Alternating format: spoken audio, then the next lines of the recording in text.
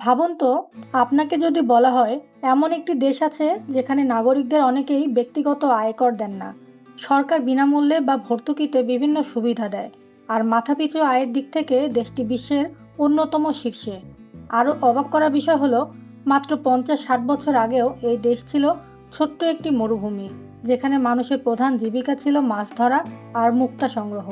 তাহলে প্রশ্ন হলো, কিভাবে কাতার এত ধনী হলো?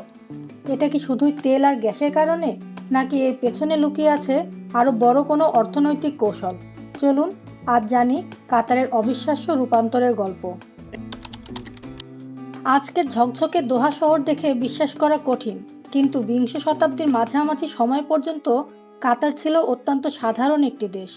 চারিদিকে মরুভূমি, কৃষির সুযোগ খুবই সীমিত, বড় কোনো শিল্প ছিল না। মানুষের আয়ের প্রধান উৎস ছিল মাছ ধরা এবং সমুদ্র থেকে প্রাকৃতিক মুক্তা সংগ্রহ। কিন্তু তারপর সবকিছু বদলে যায়। 1940-এর দশকে কাতারের মাটির নিচে আবিষ্কৃত হয় বিশাল তেলের মজুদ, আর কয়েক দশক পর আবিষ্কৃত হয় আরও মূল্যবান সম্পদ, প্রাকৃতিক গ্যাস। আর সেখান থেকে শুরু হয় কাতারের নতুন অধ্যায়। অনেকে মনে করেন কাতার তেল বিক্রি করে ধনী হয়েছে, কিন্তু আসল সত্যটা একটু ভিন্ন। কাতারের সবচেয়ে বড় সম্পদ হলো নর্থ ফিল্ড, পৃথিবীর অন্যতম বৃহত্তম প্রাকৃতিক গ্যাস ক্ষেত্র। এই গ্যাসকে তরল করে তৈরি করা হয় এলএনজি বা লিকুইফাইড ন্যাচারাল গ্যাস। তারপর বিশেষ জাহাজে করে এটি পাঠানো হয় জাপান, দক্ষিণ কোরিয়া, ভারত, চীন এবং ইউরোপের বিভিন্ন দেশে। বিশেষ করে ইউরোপে জ্বালানি সংকটের পর কাতারের গ্যাসের চাহিদা আরও বেড়ে যায়, ফলে দেশটির আয়ও দ্রুত বৃদ্ধি পায়। কিন্তু এখানেই শেষ নয়, কারণ অনেক দেশই তেল বা গ্যাস বিক্রি করে, তবুও সবাই কাতারের মতো ধনী হতে পারেনি। কেন? কাতার শুধু গ্যাস বিক্রি করে অর্থ খরচ করেনি, বরং সেই অর্থকে আবার বিনিয়োগ করেছে বিশ্বের বিভিন্ন দেশে, বড় বড় ব্যাংকে, বিলাসবহুল হোটেলে, রিয়েল এস্টেটে, প্রযুক্তি কোম্পানিতে, এমনকি বিশ্বের বিখ্যাত অনেক ফুটবল ক্লাব এবং আন্তর্জাতিক সম্পদেও কাতারের বিনিয়োগ রয়েছে। অর্থাৎ কাতার শুধু একটি গ্যাস রপ্তানিকারক দেশ নয়, এটি বিশ্বের অন্যতম বড় বিনিয়োগকারীও।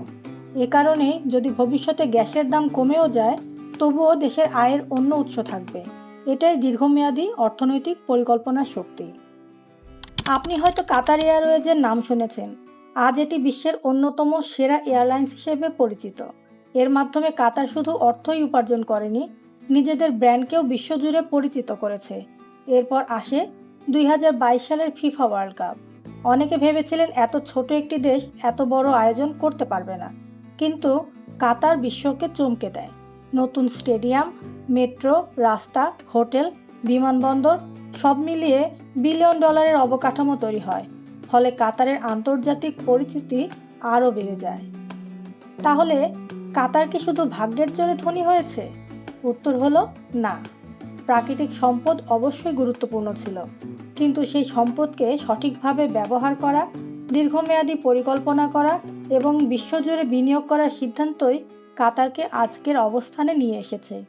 এটাই সেই শিক্ষা যা শুধু একটি দেশের জন্য নয়, যে কোনো অর্থনীতির জন্য গুরুত্বপূর্ণ। কারণ সম্পদ থাকা আর সম্পদকে কাজে লাগানো, এই দুটি বিষয় এক নয়। আর হয়তো এ কারণেই মরুভূমির ছোট্ট দেশ কাতার আজ বিশ্বের অন্যতম ধনী দেশে পরিণত হয়েছে। আপনি কি মনে করেন ভবিষ্যতে কাতারের মতো আরও কোনো ছোট দেশ বিশ্বের অর্থনীতিতে এত বড় প্রভাব ফেলতে পারবে? কমেন্টে আপনার মতামত লিখুন। আর যদি বিশ্ব অর্থনীতি, ভূ রাজনীতি এবং বিভিন্ন দেশের অবিশ্বাস্য গল্প জানতে ভালো লাগে, তাহলে নলেজ গেইন 25 চ্যানেলটি সাবস্ক্রাইব করুন। পরের ভিডিওতে আবার দেখা হবে।